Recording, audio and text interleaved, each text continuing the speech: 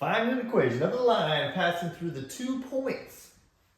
Here's my 2 points right here. We got 3 comma 6 and -3 comma -1. Write the equation in standard form. Standard form is ax plus by equals c. Now the first thing you want to do here is find the slope. Now we're going to find the slope using the slope formula. I'm going to label these points x1, y1 for the first point, x2, y2 for the second point, and then I'm going to use this slope formula to find the slope. So I'm going to plug in y2, -1, minus y1, 6, and then x2 minus x1, -3 minus 3. -1 minus 6 in the numerator, that's -7. And -3 minus 3 in the denominator, that'll be -6. A negative number divided by a negative number is positive. It'll result in a positive number, so this comes out to positive 7/6 for the slope. Now the reason I found the slope is because now I'm going to use the point slope form to find the equation of the line.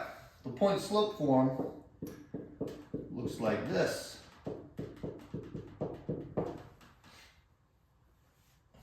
We got the x and the y here. Those are the variables, leave those alone. You got the x1 and y1. We can plug in this point right here, x1, y1. It doesn't matter which points you use, but I already have this one labeled x1, y1, so we're going to use that one. And I'm going to plug in the m that I found first. That's why I found the m, so that now I can use this formula. All right, so I'm going to leave this y alone. Plug in y1 is 6. Plug in the m that you found up here, 7/6. Leave this x alone, and then plug in x1, which is 3. Now, a common thing to do next is to get rid of this fraction. We're trying to rewrite this now in that standard form, ax plus by equals c. And the common thing to do here is to get rid of this fraction. And you can do that by multiplying both sides by this denominator 6. When you multiply the left side by 6, you're going to need to distribute the 6 to the y and this minus 6 part. On the right hand side, the 6 is canceled. All right, so on the left I have 6y minus 36.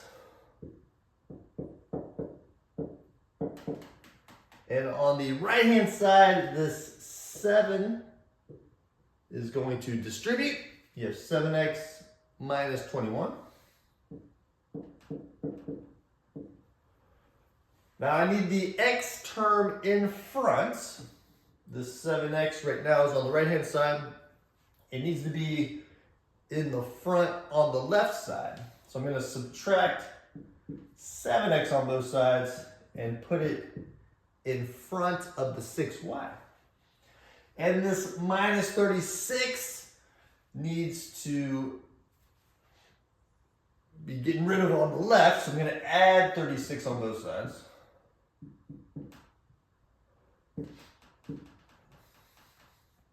That'll get rid of it on the left, and it'll combine with this minus 21. All right, so on the left side, I have this negative 7x and the 6y. On the right-hand side, the 7x's are gone. I have a negative 21 and a 36. That's going to give you a 15. So it's almost in standard form. Another thing with standard form is that this leading coefficient needs to be positive. And we can make this positive simply by multiplying both sides by -1. It's essentially just going to change all the signs. Negative 1 times negative 7 is positive 7, so this would be a 7x. Negative 1 times a positive 6 would be a negative 6, so this is going to come out to a minus 6y. And then 15 times negative 1 on the right is negative 15. And there you go. Now it's in standard form. A quick way to check to make sure your answer is correct is by taking these points and plugging it in and seeing if it's true. Let's try 3 and 6. If you plug 3 in here, you get 21. 6 here, you get 36. 21 minus 36 is negative 15. It works. If you plug in negative 3 and negative 1, negative 3 gives you a negative 21 here. Negative 1 gives you positive 6. And they also combine and give you negative 15. There you go.